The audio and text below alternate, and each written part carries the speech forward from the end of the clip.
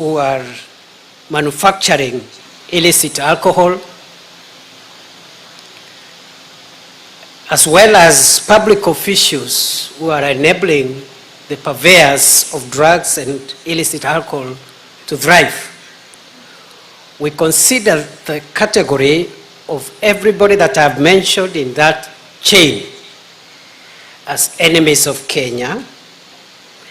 We consider them as participants in organized crime, and therefore we have placed them on the same category where we have placed terrorists, extremists, and bandits. There is no difference. What terrorists are doing to our country, the harm that other organized criminals are doing to our country, including bandits, is the same harm that those who are manufacturing, transporting, selling, distributing, and encouraging drugs and alcohol are doing to our country. So, what are we doing? First, we'll go hard on them. Even as we wait for the other interventions that are critically important for the sustainability of this war, we'll go hard the same way we've gone hard on terrorism and on violent extremism. Very hard. I see no reason,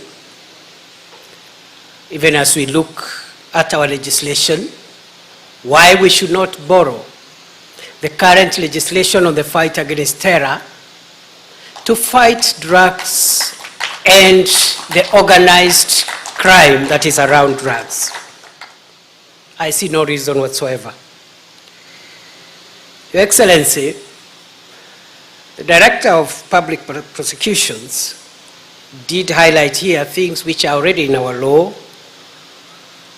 which we should be implementing. And again, I see no reason why we are not implementing. The destruction of drugs before they can be interfered with or reused, as has been the case in Kirinyaga recently, I see no reason why anything that is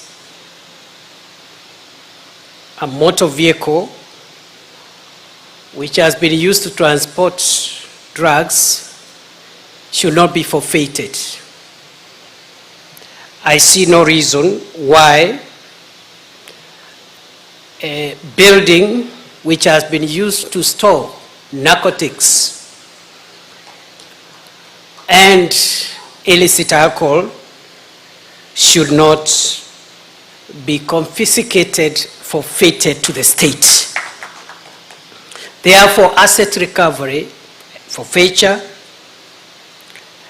and harsh punishments, even if it includes enhancing the already existing law, will go a long way in the hard solutions to this problem. Excellency, we have a law enforcement problem in the country, and let us face it.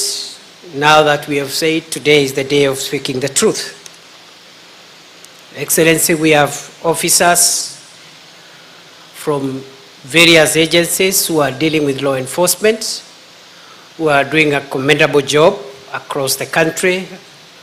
I've been able to visit many parts of Kenya. I can attest to you without fear of contradiction. We have police officers, we have ngao officers, we have all manner of officers, including public prosecutors, who are doing a great job for this country, and they need to be applauded.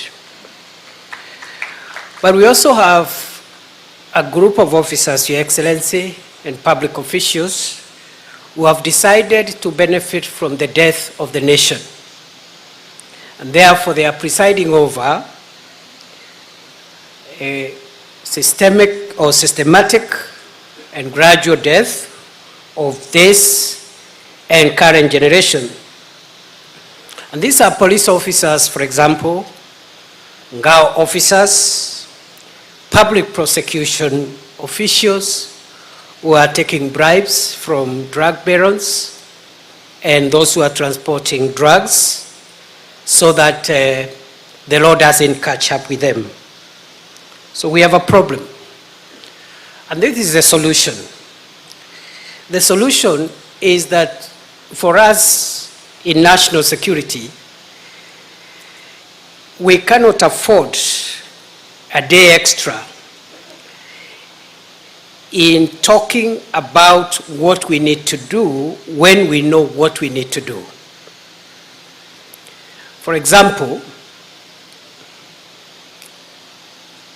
there are all these tensions between agencies and the two levels of government, including national government and county governments. We have no quarrel with the departmental jurisdictions of agencies or even the functional mandates of county governments vis-à-vis national government.